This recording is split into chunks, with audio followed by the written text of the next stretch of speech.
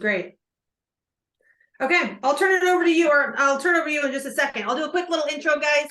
My name is Kate Guillen. I'm the founder of Simplicity Ops. Natalie is a friend of mine. We've known each other now for the last couple of years, and I'm excited to share her expertise with our community. So with that being said, now I'll turn it over to you, Natalie. Hi. A little bit about me before we get started. I'm a business coach and consultant. I work exclusively with financial advisory firms. Most of my work is helping firms set clear goals, get good on their strategic plans, build better leadership teams, and really dig into execution. So that depends on the structure. So it means I end up having a lot of conversations around how do you better manage, grow, elevate your leadership, and elevate your team. And so when Kate and I got together and said, hey, let's do a webinar, what do we want to talk about? One of the things that we talked about was like, hey, there's a lot of leadership and HR stuff that happens in firms. And my experience of it is most people don't want to touch that with a 10-foot pole. They don't love talking about it. We're going to get into that today. But one of the things that we also recognize is that there's a ton of industry studies out there. Michael Kitces does a ton of them. I've done a few back in my prior firm in prior days, but they're all focused on the advisor and the advisor's perspective of what's good and what's successful and what's going on in the industry. And here's the issue with that, because I've been an owner of a firm and I've been a staff member and I've worked with staff members exclusively. There's always some sort of disconnect between leadership and teams. And so when Kate and I were talking about it, we're like, we really want to get a sense of how teams feel about leadership and what's really going on behind the scenes, because there's a lot of conversations that are happening in our industry today. And my perspective is that input from the ground up is a critical part of success in a business. So we're going to weave today's conversation with findings from the study that we did. We had, I think, almost 90 participants, which is really good considering the staff positions in advisory firms are kind of hard to get a hold of. And we're going to talk about that. And so I want to get you through some of the first things that we learned and some of the challenges that we see firms facing today, some of the biggest challenges. So the first one is retention, right? Particularly in lower level positions, that CSA role or ops positions, there's always been retention issues in the industry. And it's no surprising. Our survey says 25 to 36% of people are planning to leave in the next 1 to 2 years. Wow. 14 to 15% are planning on leaving now. So if you have a firm of 4 people, one of them is thinking about leaving.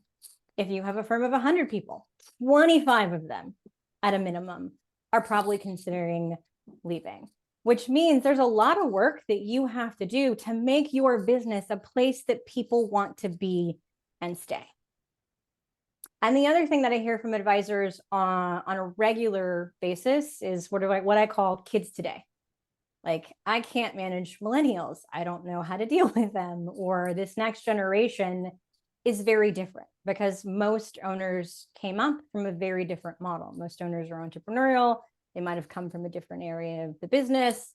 And now we have full-fledged CFP programs and college education classes, right? Really driving this industry more towards a profession where people are expecting jobs with career paths and career ladders.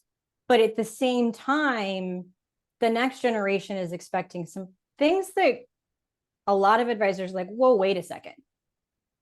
Like, I have to build a community on my team. I have to listen to people's feedback and insights. Like, these are not things that I had when I started this business. And so figuring out how to build a business and a culture that matches who you want to be and where you want to go, but also recognizes that the next generation of people that you're managing aren't the same as you. And they never will be. Every generation faces this, right? My parents, grandparents probably thought that their kids were absolutely crazy and didn't know what they were talking about.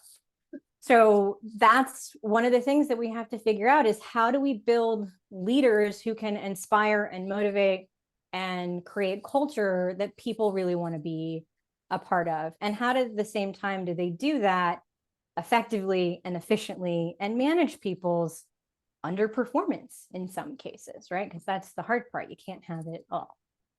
The other one that I see way too often is finding top talent feels impossible, right? I have had so many advisors in this past year be like, hey, Natalie, can you do a hiring project? I don't do those anymore. Finding top talent is really hard. Add to that, when you're looking for unicorns, and we're going to talk about this, but if you're, subject to this or you've ever experienced it, we want people who have it all. We want A players, and A means all, right? They're great at communicating. They're great at being detail oriented. They're exceptional at project management. Like, Kate, the list goes on and on. Like, I just want a copy of me who also doesn't have any of my flaws. That would be great. Can you find that person for me? No, I can't. Maybe unicorns take about 9 to 18 months to find. Sure. So you got to have a lot of patience in finding them. And then the last is, this is my favorite one. No one has time or capacity to manage. I don't have enough time to manage my team. I don't have enough time to train my team.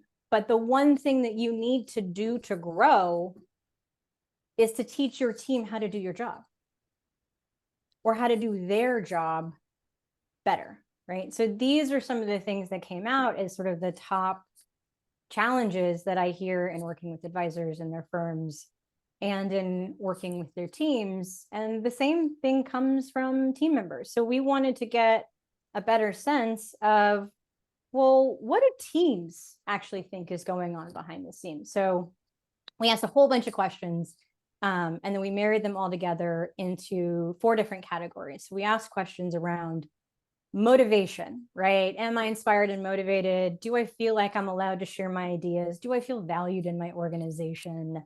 A category that I call sort of responsibility or dependability. Like, okay, do I like the work that I'm doing? Am I doing my best at it? And am I actually willing to go above and beyond? Then we talked about clarity and growth, right? Really quickly, do I have what I need to be able to do my job, right? Do I know what's expected of me? Do I have capacity to learn and grow? Is my role documented? Is it actually clear what I'm doing on a day-to-day basis? And then growth, right?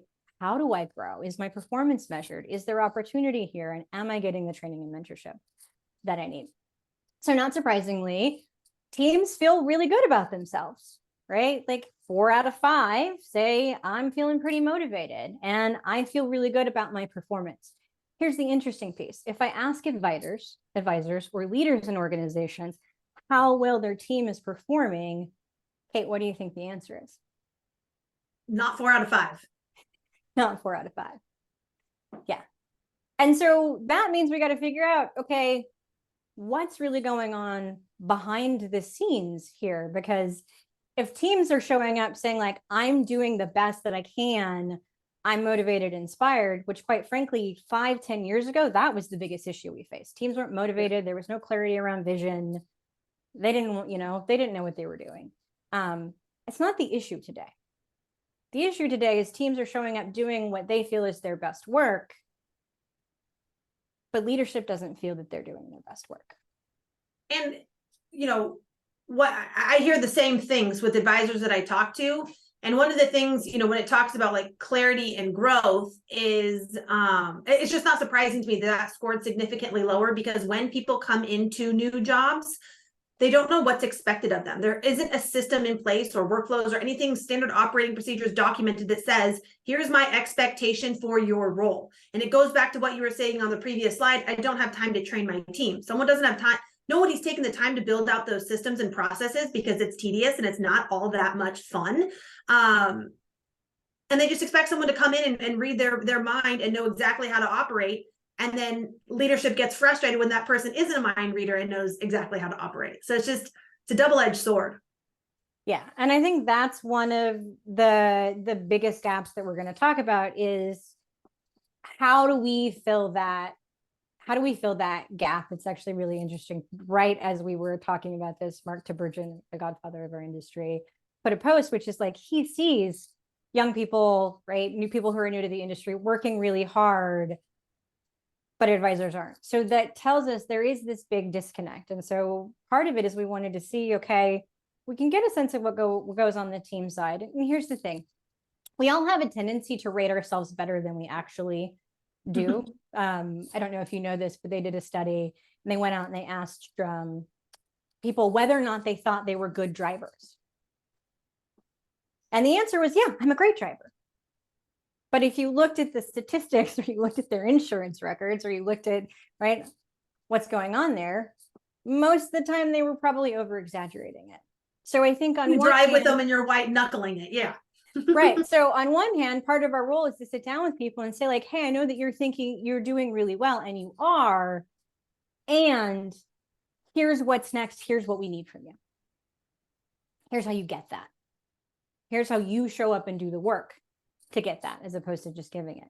The other flip side of that, which we wanted to ask about, is, all right, what are some of the other gaps that show up? And the only way we were going to do that is by actually asking the difference of opinion. So we asked team members what they thought leadership valued in an organization. What do you think that your owner advisors value? And the answers were growing revenue, delivering value to clients, and getting stuff done. Right?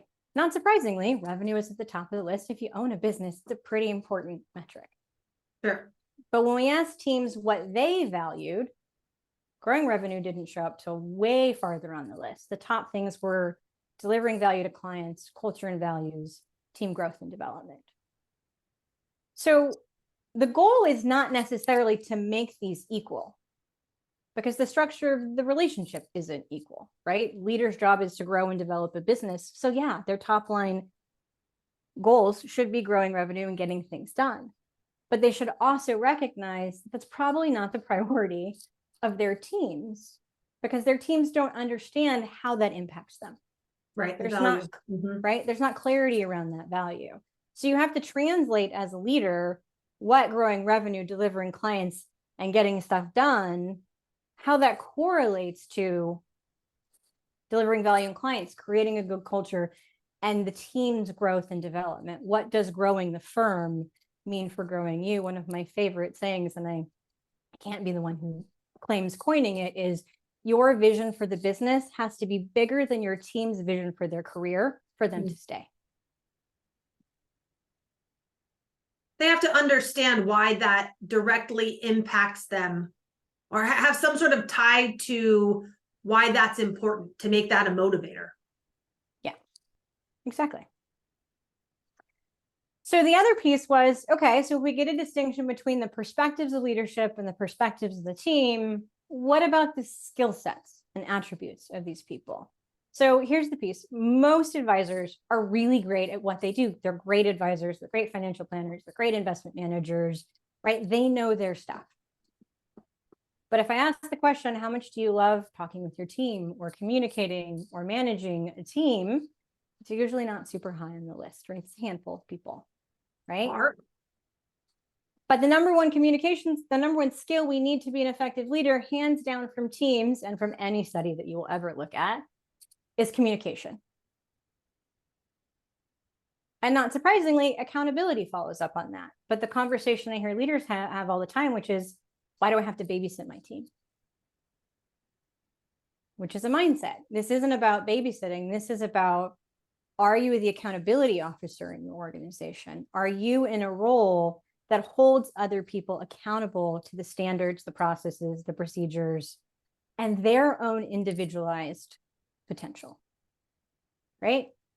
But teams are like, nope, they're really great at expertise and confidence, and they're okay at communication.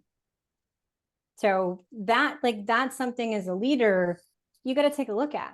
What are my strengths? What am I leaning on as I lead and manage my team? Because expertise only gets you so far. You can be the smartest, brightest person in the world and not grow your business and not grow your team, because it's not technical expertise that gets you there. It's actually those softer skill sets of leadership. Right. And so I think this comes into play a lot when we're looking about like building and managing and growing teams. Is, what I most see people looking for is that perfect person. If I could only hire a perfect person, right? If I could just find the unicorn, the one-legged ballerina, that mythical, magical A player, my life would be amazing and better. And yes, I'm a huge fan of getting the right people in the right seats on your bus, all on board with that model. But everyone cannot be good at everything. Sure. So as you grow the business, you have to start figuring out, how do I cultivate a team so that our strengths become the focus, such that our weaknesses become irrelevant, right? How do I have people who put their heads down and get paperwork done and are really great at follow through, but maybe aren't the best communicators in the world, right? How do I segregate and align roles? And then how do I help people work on the things that are hard for them to grow in development? Because I think there's one school of thought, it's like focus only on your strengths, but at the same time, for people to move up and grow in their career paths, they actually have to tackle some tough stuff. Like I remember early in my career, one of the pieces of performance feedback that I got from a leader was not fun. They were like, Natalie, you get stuff done, you execute, you are amazing. But when you show up with other people, they feel overwhelmed and bulldozed. I was like, oh, well, I didn't know that. I was young. I was young at the time. I didn't have my eyes wide open, right? I had a great leader and support that said like, hey, that's an issue. If you want to keep growing in this organization, that's something you're going to need to work on. How can we help you work on that? And those check-in conversations are so important. You know, now being a leader of my team, I don't always know what people are struggling with or how they're feeling, or I just see that they're kicking butt and they're not coming back with a lot of questions. So I feel like they've got a good handle on things. But then when you get under the hood, it's like, oh, I'm really struggling with this, or these instructions weren't clear to me, or they just need more guidelines and more training and help and management, honestly. Yeah, it's a big piece of it.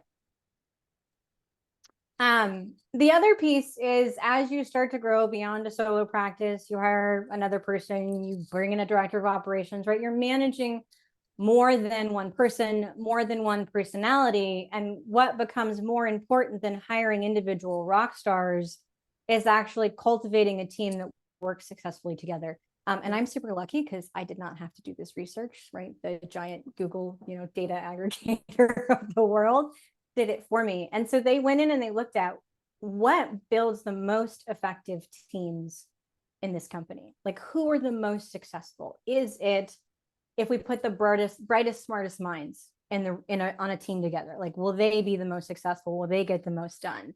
Is it, we need a really strong leader on a team? Like, hey, we can throw a bunch of followers together, but if we have one leader, that's a really great model. And we want to kind of take a look at what that looks like. And so here was the really surprising piece. It turns out it was neither of those things. That you didn't have to have the best, brightest, most capable, smartest people on a team to see the best results. They actually boiled it down to about 5 characteristics. 1, psychological safety, meaning people had to feel safe in sharing and communicating, right? Communication comes back in this realm once again, right? People had to feel safe in the environment. So if you've got a toxic member on your team and that's causing issues, even if they're the best person in your organization, 9 times out of 10, the conversation I'll have with you as a coach is, you need to sit down with them, talk about their attitude, how it's impacting the rest of the business. And it doesn't matter how they perform. If that doesn't shift, they don't get to stay. Sure. Because they're eroding your culture, which is super important, right? You're going to lose great people as a result of one rock star who has a toxic attitude. And I see people hold on to those people way too long, right? Because they're going to lose everybody else. I think on the previous slide, the number 2 most important thing to teams was culture. Yeah, there's a big piece of it. Dependability is the next, right? Do people show up, do their jobs, even when it's hard, even when they don't know how, right? Are they accountable to work that they do? So, a really good example, I had a client in the past, they had a team member, and their performance was what I would call yo-yo. They did really good. They didn't do really good. They did really good. They didn't do really good. They did really good. They didn't do really good. And it just kept going on. for years, right?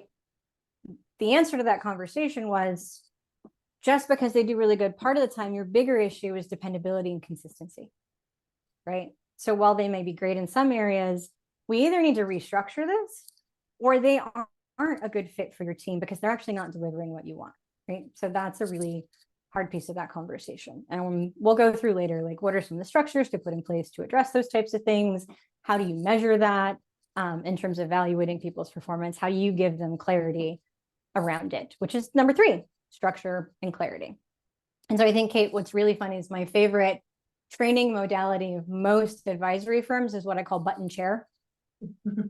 Right? Here's the chair, here's your butt. Let's spin you around the circle a couple of times. Right? Go forth and conquer.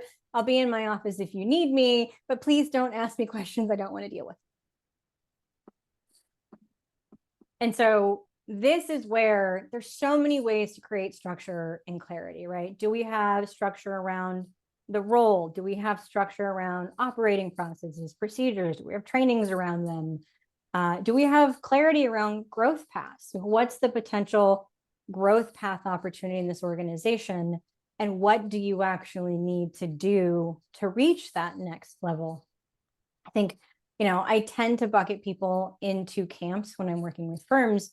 You have people who will build their growth path on their own no matter what. Sure. Right? I bet, Kate, you were one of those people, right? Like, I'm going to do something. It sounds interesting. I'm going to go figure out how to do it. Those people are great to manage because they build their own career path. But not everyone in the world works that way. And you can't build a firm around only those people. Right. Unless you want a firm of 3 people and that's it. Right? But if you want to keep growing your business, right, to $1 million, $2 million, $3 million, right, those $1 billion RAAs, you have to figure out how to deal with those people.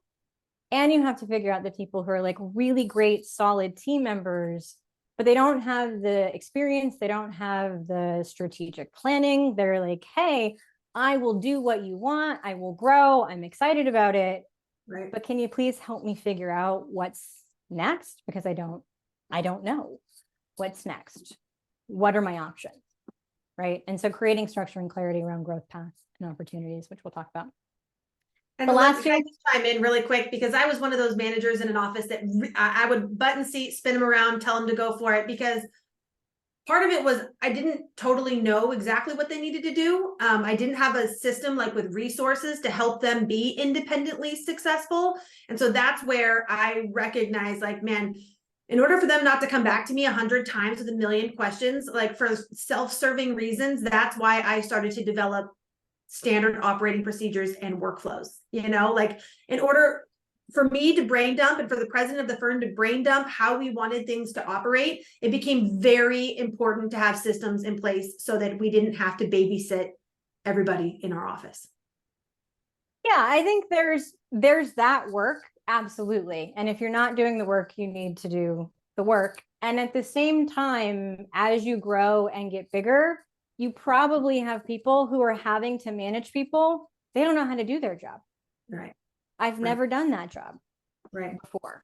Right. So there's also models and structures to put in place around, well, how do I manage someone who has a completely different skill set and role than me? Right. And that's not about expertise and experience. It's about training, mentoring, and coaching. Right. How do I help someone else figure out how to reach their own potential and do that? When I was at AssetMark and I was managing practice management, I also managed strategic initiatives and business development. So I literally ran a team of data analysts who did coding in SQL. I have no idea how to do coding in SQL. I have no desire to do that, but I had to hire, train, manage, and grow a team to do that work. So it meant, as a leader, I had to get really clear on putting a structure in place to support them, to evaluate their performance and expectations. But more importantly, when I was hiring, who and how do I bring people in to help me hire? Because so much as leaders, we feel like we have to do it on our own. So it's figuring out when do I need to look outside of myself to get the resources I need to help and grow my team, Exactly. whether that's a coach or a workflow consultant or any of those things. Who, not how, right? That's the key. All right, last two, I'm going to lump them together because they all kind of roll into that whole, I would like to make a difference in the world. This generation of people wants a job that has meaning and purpose, that they get excited to get up for. Like, nobody wants to just go in and push paper and get a paycheck anymore. So we got to put that in. Why am I doing this work that might be the most tedious work in the world? What's the impact? How do I have clarity around my impact? When I go into firms and I do business audits, I talk with every member of the team. It's always really fun to like get team members' perspective. Like, oh, I don't really know like what my impact to the bigger picture is. I'm like, really? Like, you don't know that like you're the first person that a client talks to, and that you're the reason that everything goes really smoothly for them, so that they don't worry or fear, right? Like, hey, I got $1 million, it's being transferred. Like, imagine that from a client's perspective. That's that's a little nerve-wracking, right? They're like, oh, coming in for a client meeting. It's, you know, they're hard conversations a lot of times, and being the bright, sunny disposition at the front desk just sets the tone for the rest of the meeting, the rest of the day. That person makes a massive impact in those people's lives. yeah. So it's really about helping people connect their value in their role to that bigger picture in a way that works for them. All right. So going back to the downside of all of this, we asked teams like, okay, what are the biggest challenges? We talked about this. Communication is meh at best, right? So if you would say like you're an okay communicator, like the number one thing you need to do is get better at communication. Go figure out how to do that. Take a class, hire a coach, doesn't matter. You got to get better at communicating. My favorite conversation with people managers is, I can't tell that to my team. I can't tell them that they're not doing well. I can't tell them that they're not performing. I can't tell. Yes, you have to. Well, those are very hard conversations. And my coach told me clear is kind. And I live by that day in and day out. If you are unclear and beat around the bush, that's misleading and that is unkind. Yeah. Right. It's sort of like with clients, right? You would want to know if they're unhappy. Sure. Right. Sometimes you don't, but right. You'd rather know than not know. And so also, I think what's really important is you can't make something better if you don't have clarity around it. So if you have a team member who's underperforming and they're not aware of it, they're not going to get better ever, period. End of story. They're not going to magically wake up one day and say, oh my God, I suck. I want to get better. Right? Really good news is y'all shared the vision now. When I did this 10 years ago, I literally had an advisor and a team sit down and we had the conversation. He was like, well, why would I do that? Why does the team need to know the vision of the organization? Like, that's the facepalm moment, right? We all want. Here's the thing, y'all do that now. You're really good at sharing the vision. What you aren't really good at is helping people figure out what that means for them. And so we have to get better at that. And here's the big one. Most people aren't unclear on their role. And if we look back to the people who are thinking about leaving, 89% of them aren't clear on their job. Wow. So you want to know why they're leaving? It's because they're not clear. And their number one response to that question was bad management. Top people leave because of pay, then leader, then culture. Underperformers leave because of bad management. Pay comes way farther down on the list. You can't. Imagine showing up to a job every morning and not knowing what you're supposed to be doing. All you want to do is do good work. And if you have no idea what you're supposed to be doing, how stressful. Yeah, my experience is people don't know what to do. It's Yeah. that they don't know what to prioritize. And we're loading them with a ton of work. I have this conversation with Jenny on my team all the time. I'm like, Jenny, I have no idea how much I gave you this week. My job is to delegate stuff to you because that's your role. Like, you take everything I give you. But if I'm giving you too much, you have to tell me, right? You have to communicate back with me. So if you're in a role, you're the director of operations, or you're a CSA and you're getting overwhelmed, or there are too many priorities, like, communication runs both ways. You have to be willing to step up to the table and say, hey, I'm not clear on what the priorities are. help me figure out how to figure that out, or tell me what they are so I can better manage my time, my energy, and my resources. I think the other really big piece is that most of us are afraid to ask for feedback. Yeah, I got two things on that. So and you know that we believe that your CRM should be the centralized hub of your practice, especially for managing tasks. And we put together a formal task management system with, numerical values indicating priority so that it cuts down on some of that communication. We are that bad of communicators that we literally have to put it into the task in your CRM and say, this needs to get done by the end of the day, and not typing it out, just a numerical value indicating that, so that the team knows exactly what they're supposed to be working on. And having those regular check-ins, I was a director of operations, so in a business management role, and I would have no idea what people were working on or if stuff was getting done if it was in 10 places on spreadsheets and Asana and your email and text messages and the CRM. You got to streamline that. Better for the manager, better for the employee. I don't know how else you would prioritize your day. That's tough. It is pretty tricky, and I do see that in smaller firms, right? Everyone, everywhere, everything. So we're going to talk about some of the things that go with that and how we address some of those things. So here's the good news.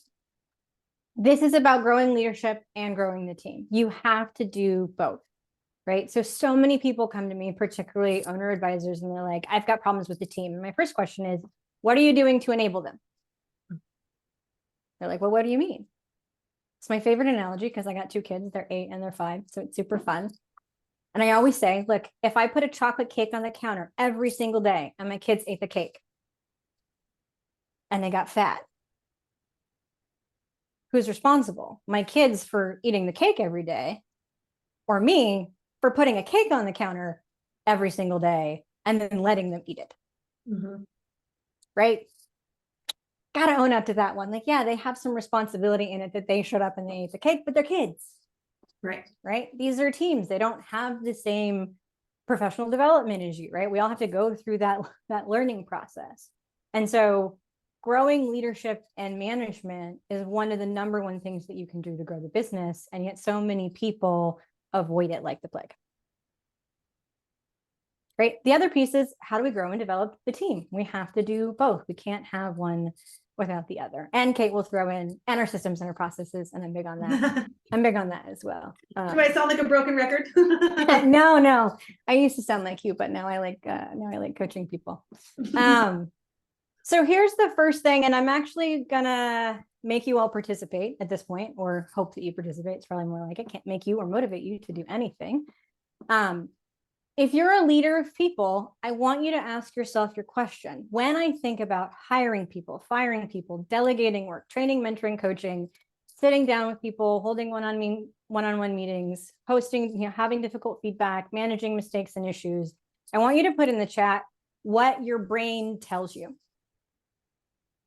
Like, what's the story that you have? And I'll give you one to start. My favorite one comes up 8 or 9 times out of 10. I hate managing people.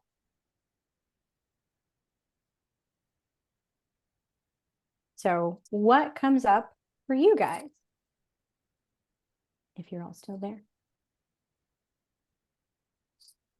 Train, mentor, and coach. Can you see them, Natalie, or do you want me to rattle them off? I can see them. Growth mindset. I think more of a counselor or a coach. What are the stories that you tell yourself that keep you from doing these things? Are there any? I'm good at it. It's hard. They're not going to receive it well. Yeah. I don't have enough time. There we go. There's one. I don't have enough time. Right. So good news is it seems like we have a lot of people on this call who actually have what I call an above the line mindset around leadership and managing. Right. Your mindset and how you show up to these conversations, how you show up to growing your team has a huge impact on the result that you get, right? It's sort of a really great example. I had a client He had a team member who was underperforming.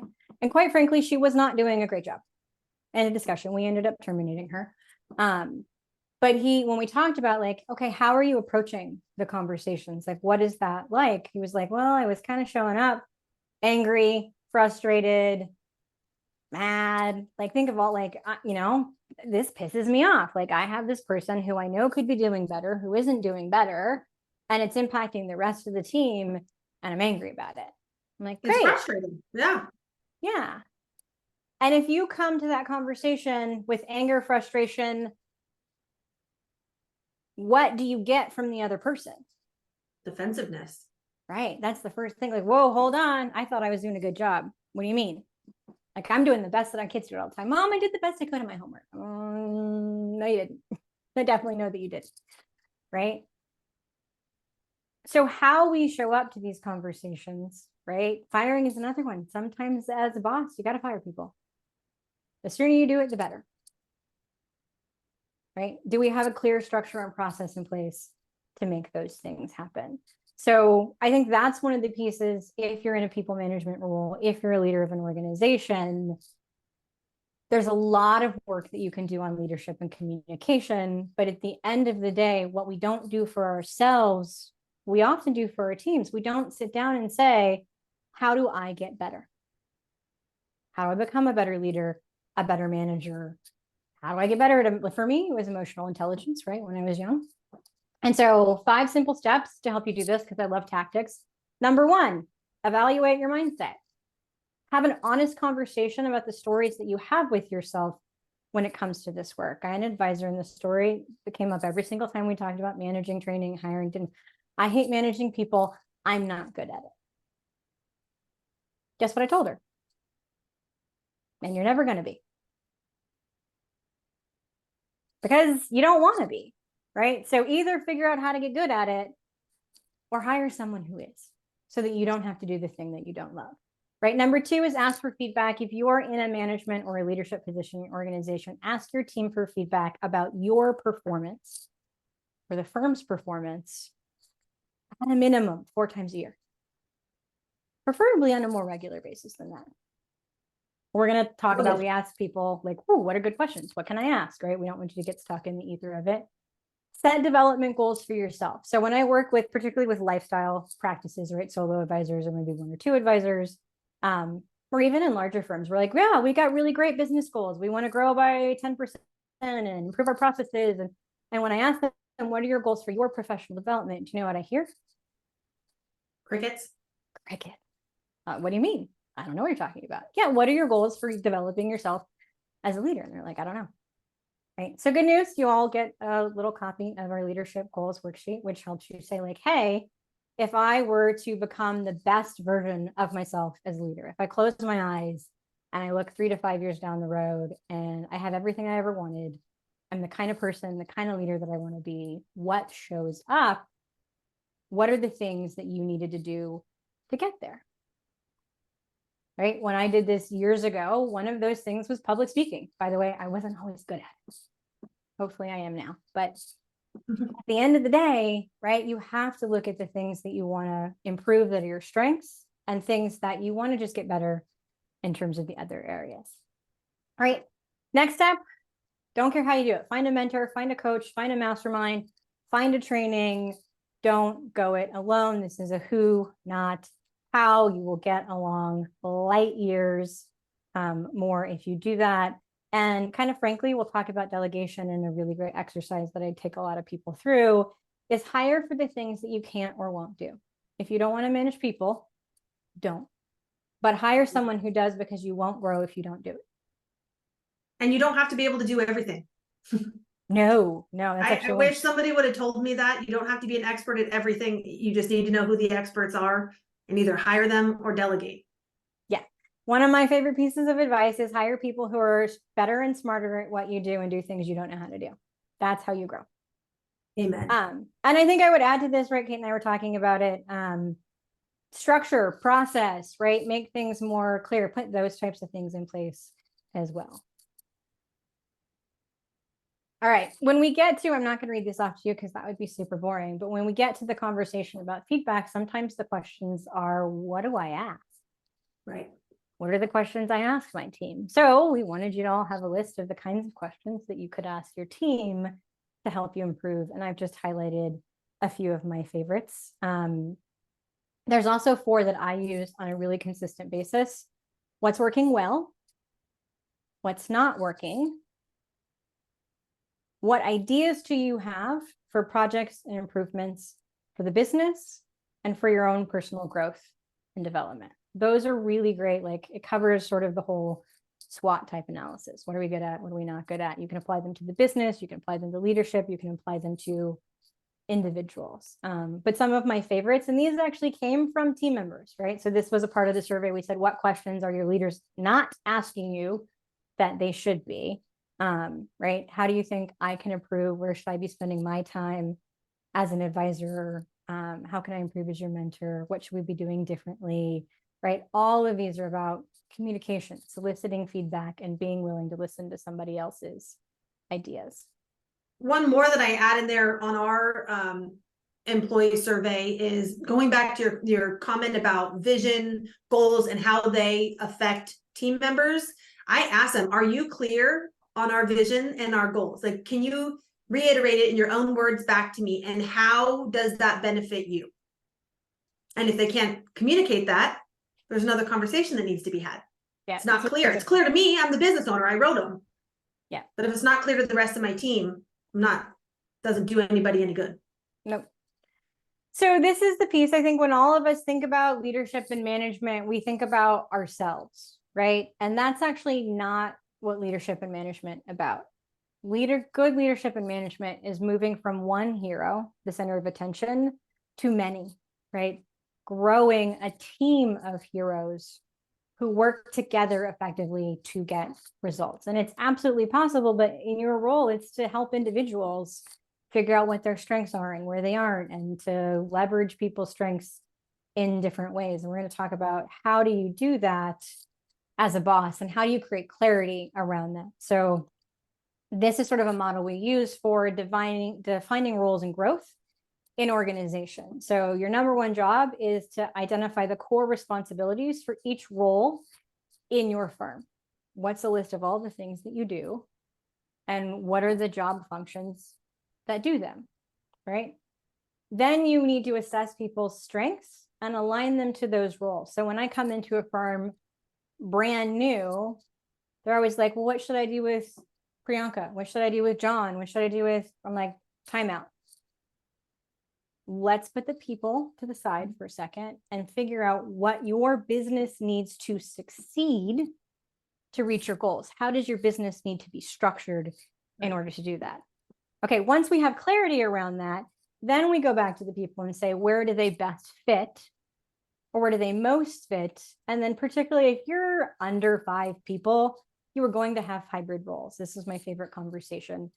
If you are a one-person firm, you have marketing, you have customer service, you have operations, you have finance, you have HR, you have business administration, you have sales, you have client meetings, you have all those things.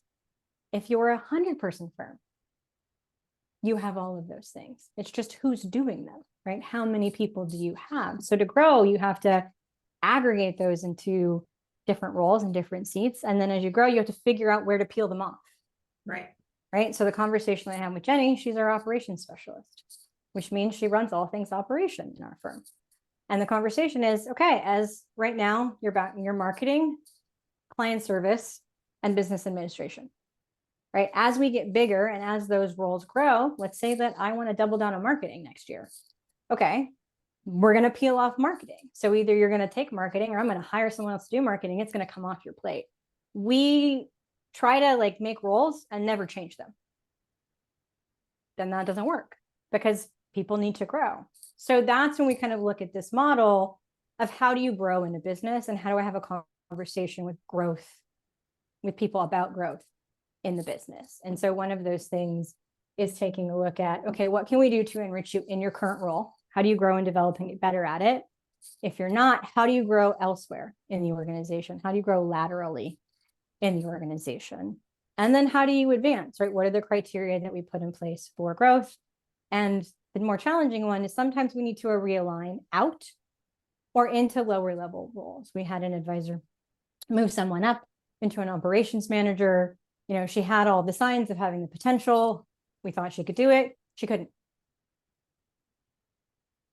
And it was a hard conversation, but it's like, hey, this is what this role needs. We still love you. You're great. Here's the role that's available. Do you still want it? And she was like, oh my God, thank you. I hated that job. Right. So sometimes it's aligning down. So sitting down with people, having a plan and a structure in place to be able to create that and communicate, right? All right. So how do we actually put some structure and process around this? What are the steps that we want to put in place? This is what I call a professional development program. I do not call it a performance review process because nobody likes to get graded. It's no fun, right? Your goal is not to give people A's or F's. Your goal is to help people figure out what they're good at, how they get better at it, where they have opportunity to do better, and whether or not they're going to do that, or that's something that needs to shift off of their plate and responsibilities onto someone who, quite frankly, is more inclined and more likely to want to do it. So number one is sit down with every team member at a minimum once a year and have an annual growth planning conversation. We build what I call team action plans, where you sit down and you say, okay, what are your visions for your career? What are you looking for? What are you hoping? What do you want? I love to get clarity around that, because if somebody wants to be a partner someday and that's not an opportunity, or if somebody is an ops and they want to become an advisor, like I want to know that, right? So we sit down and we have that conversation. And then we sit down and set goals, right? What are 3 to 5 things that you want to accomplish professionally this year? And what are 2 to 3 projects that you want to work on in the business? So I usually recommend aligning this with the business's strategic planning, get clear on what the business goals are. So when you go to the team members, you can say, great, we've got this really cool project. Do you want to work on it with us, right? So it allows you to give people opportunities that are things that are outside of their roles sometimes, or that are perfectly aligned with the rules, so that you got everyone lined up in the same direction. Quarterly check-ins are a must and a minimum. If you are not doing this, you need to stop. You need to start doing it tomorrow. I don't care if you just sit down, have a coffee in an informal conversation, but at the end of the day, this is a really critical part of helping grow and manage and develop people, right? So it can be as simple as what's working really well, what are your opportunities for growth and development, how can we help you get there? Dang it, Natalie, I need to improve. Well, I think people overcomplicate this. Like I've seen performance review forms that are like Excel spreadsheets that are 17 pages long. And you're like, nobody wants to do that. You don't want to read it. They don't want to do it. How about we actually sit down and have just an honest conversation with where you are, what's working really well, what can you improve on, and what are the things that we need to put in place to get you there, right? This is another one I get a ton of resistance on from a lot of people because I don't have the time. Usually comes up one-on-one meetings. So this one I vary depending on the experience skill set of your team. So when I am bringing on board a new team member, when I'm hiring someone, I meet with them at a minimum twice a week. And then I move it to once a week for the first 90 days. And then I'll either keep it at once a week for the next 6 months to a year, depending on their development, their skill set, their level, or I'll move it to about once a month, right? Senior people, you don't need to sit down with them once a week to talk about their professional development, right? So these are typically a combination of like, hey, what are you working on that you need help with, and your professional development. So if you have people who don't need help with their work, you don't have to meet with them as frequently. You don't need to meet with a senior advisor every week to see how they're doing with clients. You probably need to check in with them about once a month or so.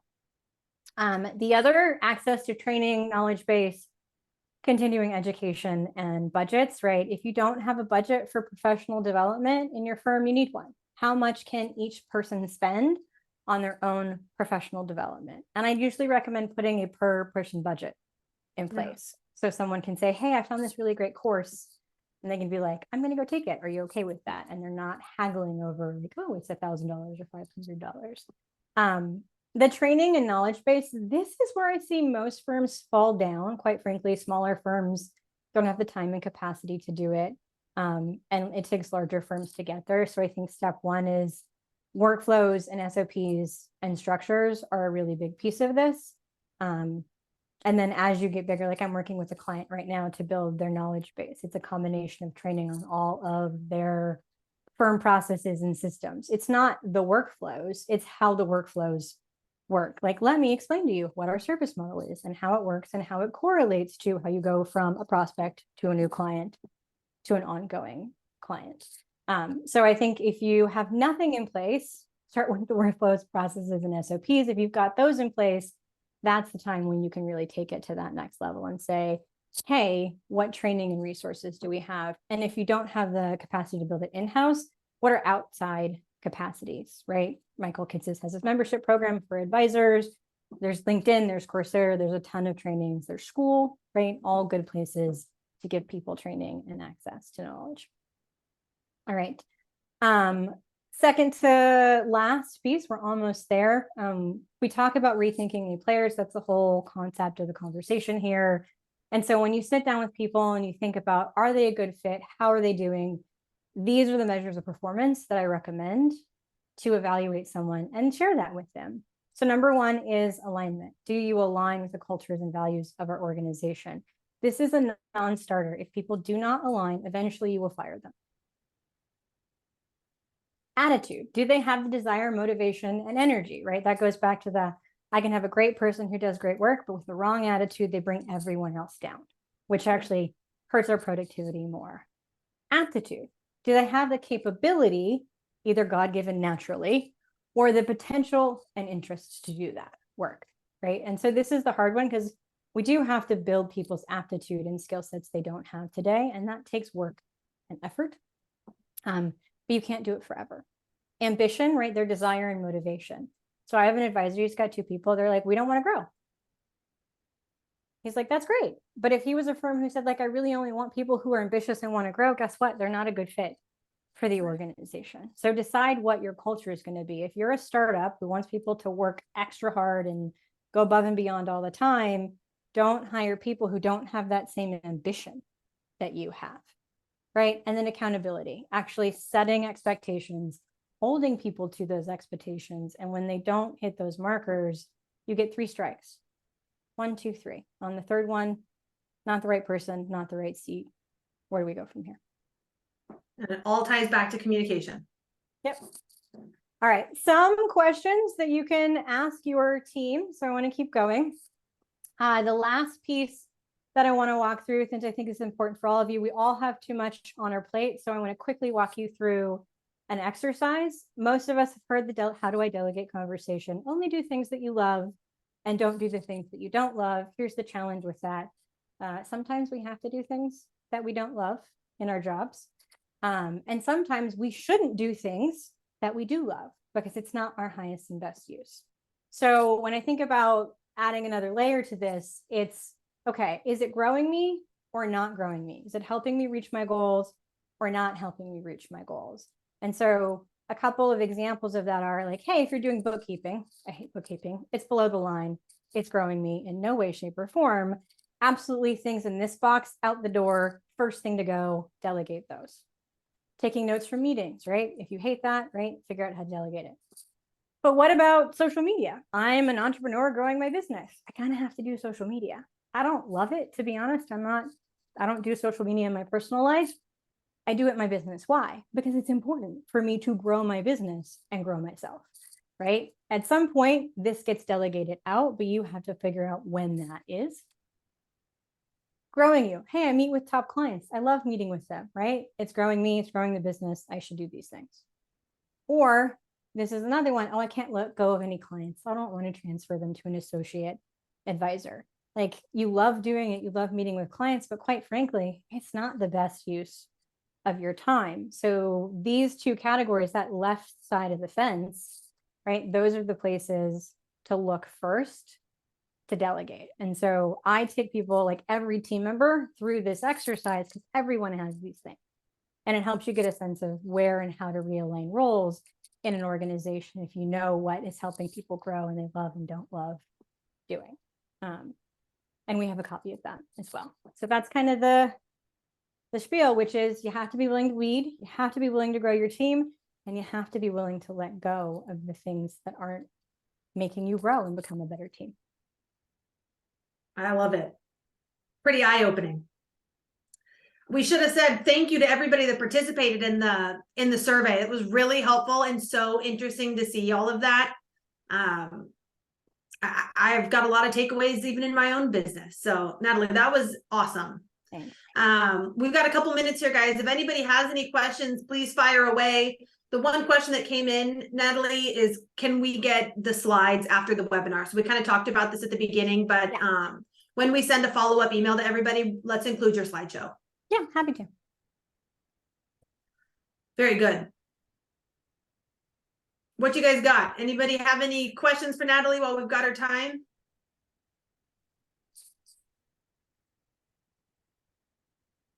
Bueller?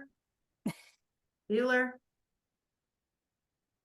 They're either overwhelmed or already doing a great job, and I hope it's the latter.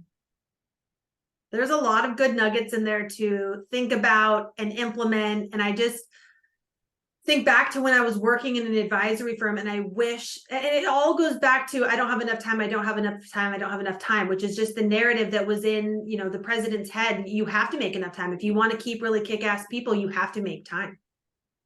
You do. I think for me, I usually try and shift people's conversation from time to resources.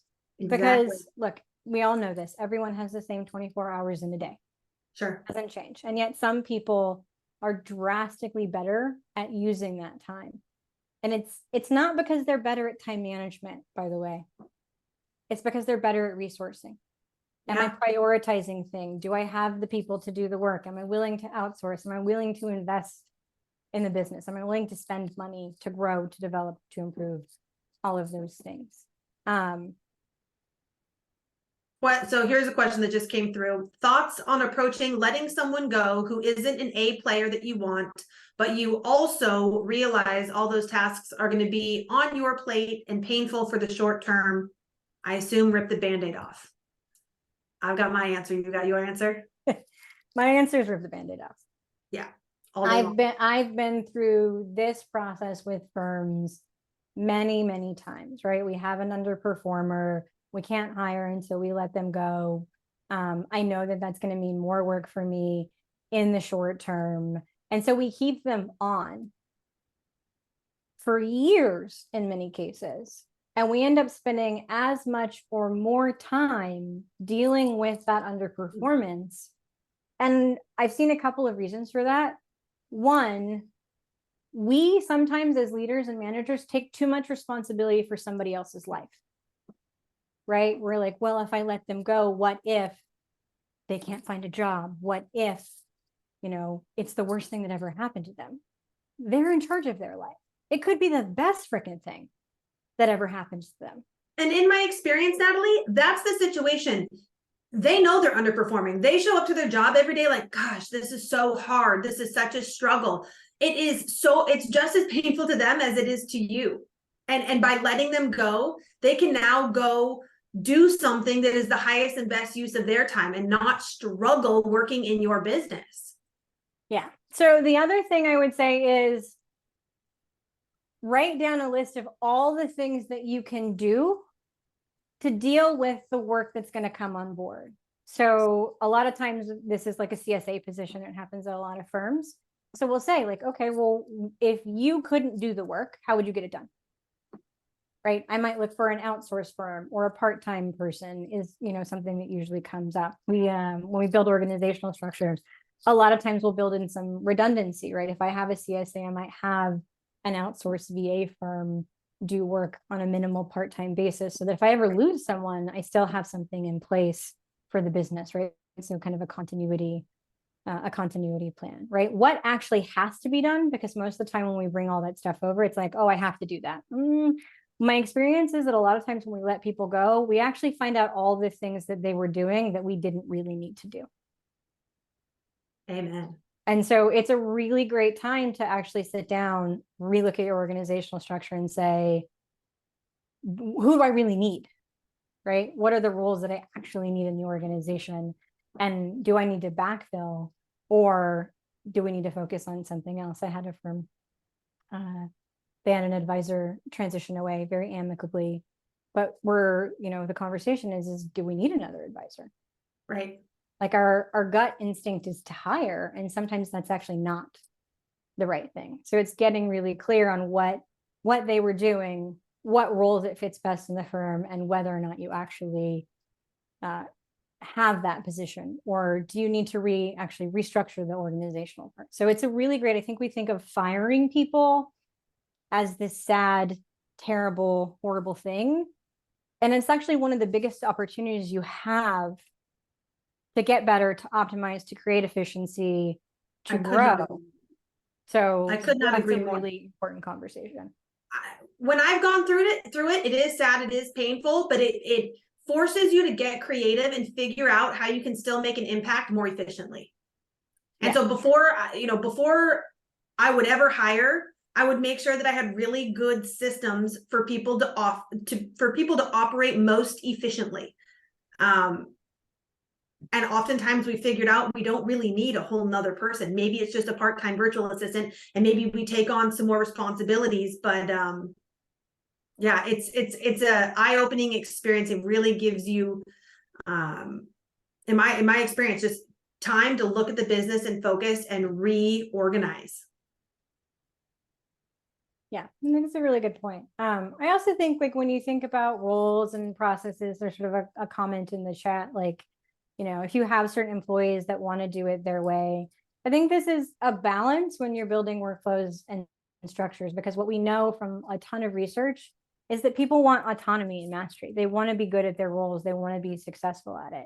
So if you build structures such that you're telling people exactly which button to push every second of every day, they're not getting those things. So you have to balance people and process, right? That's the art of it. Too much process, your people revolt. Not enough process, and you're reliant on people. So the way that I typically think about it and structure it is, you got to have great people. You need really great processes. You can't live without the other if you want to grow. And then you automate after you have both of those things, right? Don't do that before. All right, so that's it. That's the spiel. That's the growth and leadership. We do have a toolkit. So if you want the leadership worksheet, the delegation exercise, and we have a copy of that team action plan with vision, you can hit the link. You can scan the QR code. We'll be sending a follow-up email as well out to everybody who attended or missed, in case they missed that. But thank you for the time today. That was fun, Natalie. Thank you for carving out some time to chat with everybody. Yeah, we'll send a follow-up email with this with the slideshow and your toolkit. So it's very helpful. Thank you, Natalie. I will talk to you very soon, I'm sure. All right, bye. Have a good afternoon. See y'all.